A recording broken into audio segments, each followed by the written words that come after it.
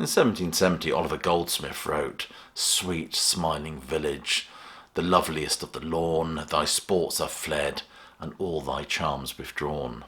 The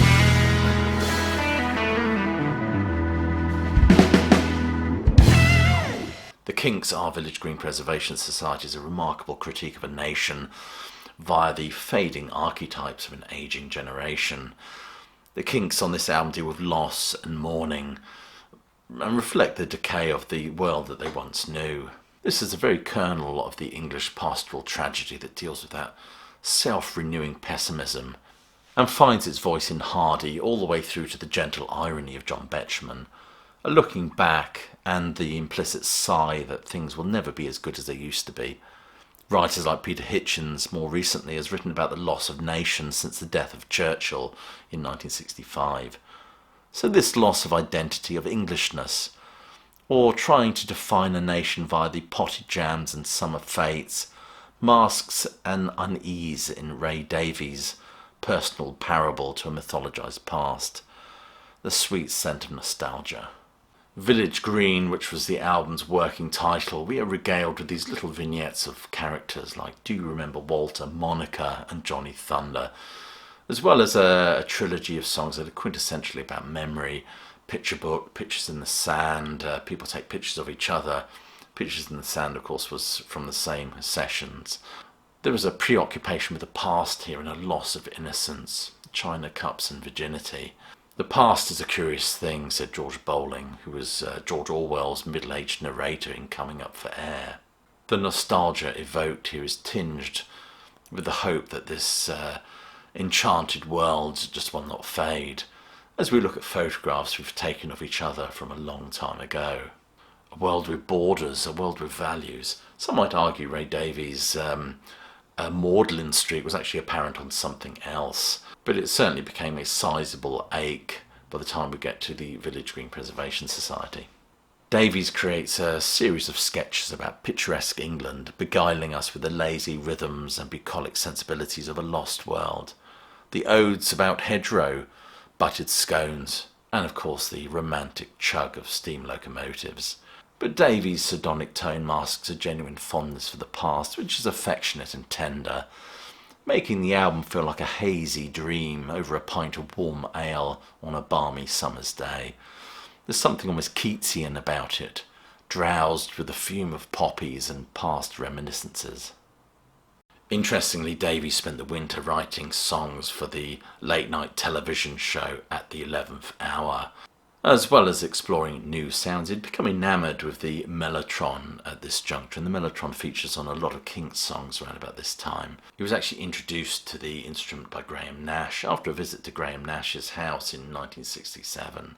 There's also, when we're thinking about the Kinks, Our Village Green Preservation Society, it's also worth thinking about the political context in which this album was produced.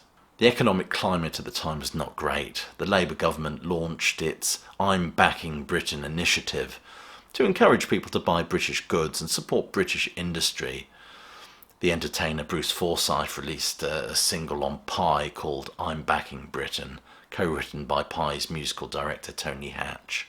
I'm back in Britain, yes I'm back in Britain, we're all back in Britain today. At the same time, Enoch Powell gave his infamous Rivers of Blood speech. So 1968 could be perceived as a year of unrest and fear of the future, spawning perhaps a nostalgia for a safer past. Davies was certainly aware of these cultural pressures that were coming to bear at this time, and in this context maybe the lyrics of the Village Green Preservation Society are less whimsical, less escapist. If I may quote Andy Miller's wonderful book, maybe they mock the dynamics of protest with a list of utterly idiosyncratic demands. Through the spring and summer of 1967, Davies was considering an album inspired by Dylan Thomas's Under Milkwood. In fact, Polly was just one of those songs, deriving its name from the character Polly Garter from Thomas's play.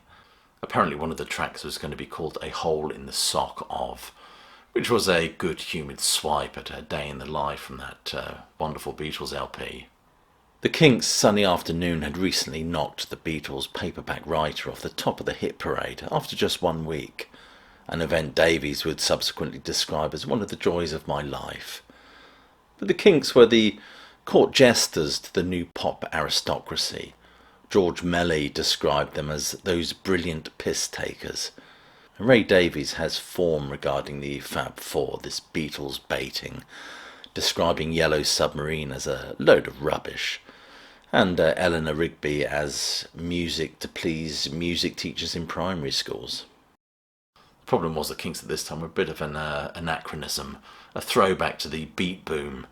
In 1968, Pye put out a live album called The Kinks Live at Kelvin Hall, which certainly didn't help their cause, which was just a dash through lots of old hits with lots of screaming girls to give the impression that this band were really happening. In March 68, the Kinks put out Wonder Boy, which a certain band member described as sounding like Herman's Hermits wanking.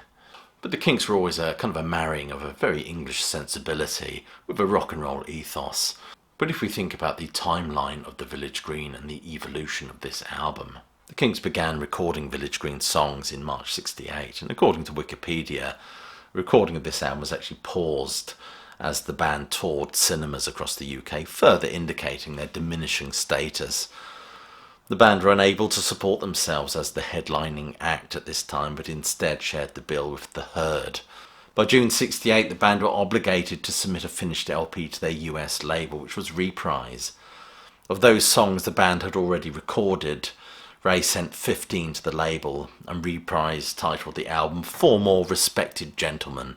Once Reprise learned that the Kinks had plans for a September release for Village Green, they actually withdrew the album and decided not to release it. The original album was actually a 12-track LP. The title, The Kinks Are Village Green Preservation, was conferred later. With the album finished, the Kinks returned to Pye to record Ray's composition to Death Do Us Part for the film of the same name. Davies changed his mind at some point and decided he wanted the album postponed in the UK so he could expand it to a double album. Pye refused, but suggested Davies could resequence a 15-track edition of the album as a single disc. Why Davies took the drastic action of withdrawing the album in 1968 is unknown. The original 12-song edition was released in certain other countries, in New Zealand, I believe, and certain European countries, but it was the 15-track edition, I think, that got the UK and US release later on. Miller suggests the reason Davies withdrew the album is possibly because he wanted to make it a double album, and let's not forget the Beatles were releasing the White Album at this juncture. In fact, the White Album was actually released on the same day as the Kinks Are Village Green Preservation Society. Not to mention that guitar fest that was the Jimi Hendrix Experience, Electric Ladyland. The Kinks did eventually release the 15-track version in the USA, and the band feared it wouldn't do well. It was far too parochial for the American audience. But nevertheless, it did rather well. It actually did better in the USA than it did in the UK. Keith Moon pronounced Days as pretty dated, like one of the songs Pete Townsend keeps under his sink. Keith Altham in NME said the title track of the album was Mr. D's personal musical museum. The Village Green Preservation Society is a piece of conceptual art which explores the relationship between the band and the world they inhabited. And as Pitchfork quite rightly points out, the problem with the Village Green Preservation Society wasn't merely its competition. Jimi Hendrix's Electric Ladyland, Led Zeppelin's Debut, which came out just a bit later, of course, and the Rolling Stones' Beggar's Banquet, as well as the White Album. The real problem was this subtle, funny, ironic, at times tender album. Seems completely at odds with the idiom that was British pop in the late 60s. In fact, it sounds like it could have been recorded on another planet, but this indeed is the fascination with this record. As Andy Miller points out, it ran contrary to anything fashionable in British pop at the time. There were no long guitar solos, no extended freeform jams, no lyrics based on the Tibetan Book of the Dead or the Communist Manifesto. Instead, the Kinks were singing songs about lost friends, draft beer, motorbike riders, wicked witches and flying cats. Bombast and revolution was in the air, as well as occupying the nation's turntables at the time. From Street Fighting Man to You Shook Me to Communication Breakdown, underscoring the disconnect between the Kinks and the more transatlantic palette that was the rock world at the time. I mean, compare the dark, apocalyptic Gimme Shelter in '69 or sympathy for the devil, even the heartbreak and drama of Led Zeppelin's Babe, I'm Going to Leave You. With a work like Village Green bouncing along like a horse and buggy along England's hedgerows and thoroughfares, it seemed like an anachronism. Nevertheless, the critics praised this album, but the public ignored it. Songs about village greens, cricket, trips to the seaside seemed distinctly middle-aged and certainly a bit unhip. But as one critic pointed out, many just did not get Davies' wit, sadness and quiet anger. But this is a motif often in art that is beautifully encapsulated here on this wonderful Kinks album, which is a eulogy to the past and a memento mori for the present. For the cover, a photo session was organised on Hampstead Heath with two photographers, Pye's in-house photographer and melody maker's Barry Wenzel. Interestingly, Ray Davies looks back on the photo session as the Kinks' last golden day.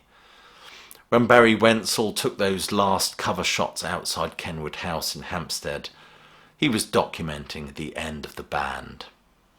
This was the first album that Davies produced, but it was the last album to feature that original Kinks lineup, as Peter Quaife, the bassist, leaves after this. It was also the last album to feature session musician Nicky Hopkins, who plays piano, harpsichord and mellotron on this record. It really did seem like the end of days. If we look at some of the songs on the album, Animal Farm seems to be a desire to escape from the moment, escape from the present. He sings, "The world is big and wild and half insane, take me where the animals are playing," and we get the wonderful people take pictures of each other. This has a real music hall sing-along feel, tradition to it, a simple groove built around acoustic guitars, with a profound sadness at its core. If we think about it, these family photographs were taken a long time ago, and the happiness they represent, the happiness of childhood, has gone forever. This was a sentiment touched upon in the song Pictures in the Sand, which was released only briefly on the great Lost Kinks album. Johnny Thunder was possibly influenced by Laszlo Benedict's 1954 film The Wild One. Interestingly, Dave Davis feels that Pete Townsend may have stolen the riff of this, which re-emerges on Tommy, particularly the overture and Go for the Mirror. And Townsend certainly has form for this, and he admits that the riff to I Can't Explain was pinched from those early Kinks numbers. Last of the Steam-Powered Trains was one of the last numbers recorded, along with Big Sky, after the cancellation of the 12-track version of the album. It's obviously influenced by Howling Wolf's Smokestack Lightning. Howling Wolf was a figure who was highly influential during the British blues and R&B boom. There was even a group called the Howling Wolves, who were later to change their name to the Simon Dupree and the Big Sound. Interestingly, the song Big Sky, which again was one of the last songs written out of this collection of numbers, it was a number that Ray Davies wrote in the south of France whilst on the balcony of the Carlton Hotel. He said that this song is not about God, but in fact is about human beings and how they cope in a world where God seems to be unconcerned with their plight.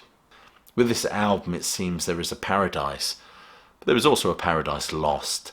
And if Village Green is quintessentially English, it's not because of its evocation of images of oak trees, church steeples. It's that these images serve to suggest a world that we are losing. Phenomenal Cat and Wicked Annabella seem to tap into the droop-lidded psychedelia that seemed to be all the rage at the time. In fact, Robert Christgau said that the songs might have been turned out by some Drury Lane whimsy specialist. Davies referred to Phenomenal Cat as a nursery rhyme, and superficially the song is a snug fit, with such Brit psych classics as The Gnome by Pink Floyd, or Traffic's Hole in My Shoe, or perhaps the fleur-de-lis Going with the Luminous Nose. In fact, Ray Davies said, "Maybe Village Green Preservation Society was my psychedelic album. I withdrew into the trivial world of little corner shops and English black and white movies. Maybe that's my form of psychedelia." People Take Pictures of Each Other is a song that resonates with authorial empathy, a desire to cling to the past, a past that slips away like sand through our fingers as two-dimensional images are devoid of all the elements that make up the memory. This album is a poem to the past and tries to identify what Englishness is, as it fades away like a photograph, in fact. The whole thing does feel a bit subdued, I think, and I think the lead vocals could be brought up a little bit in the mix, and especially when you compare the sound of this album to the barbaric yop of the band's contemporaries. This slice of pastoral whimsy with endless layers of musical and lyrical innovation. How odd it must have felt listening to this album side by side with the dark apocalyptic rock and roll of the Stones, the stature of the Beatles, and let's not forget Townsend's analogy of the deaf, dumb and blind boy, perhaps signifying the collective mutism of society at the time. Nevertheless, this album has been hugely influential. British pop has been forever bruised by its delicate and ironic tones, laying the foundation for generations of guitar pop bands, especially in that homage that was Britpop in the 90s. Well, you've been watching a video by Classic Album Review. I hope you enjoyed it. If you did enjoy this video, please do share it, click like, subscribe, and check that notification bell. Other than that, I hope you're well, staying safe, and of course that you keep listening.